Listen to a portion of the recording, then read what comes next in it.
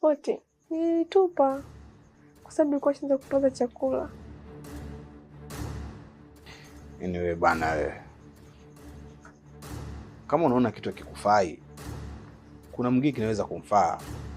Wewe ukiona kitu chochote tu ndani kimeharibika au wewe tu unatupa. Hivi ingekuwa hivyo, mfano mzuri ili godoro hapa. Kama watu ungelitupa hili, si umeona leo manyanya limeweza kumsaidia. Wakati mwingine unapoona kitu kimeharibika au kimepasuka au kifanyaje, usitupe tu. Wewe niambie, mimi naweza nikampa hapa ndugu yangu au mtu yote pia anaweza kukitumia. Usifanye hivyo bana. Kaka, hamna shida. Unaweza tu kutumia.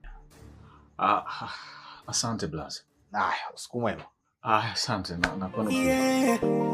Hii ndo dunia bwana.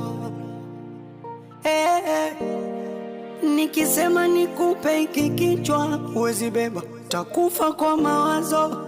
Jamani msione nalewa.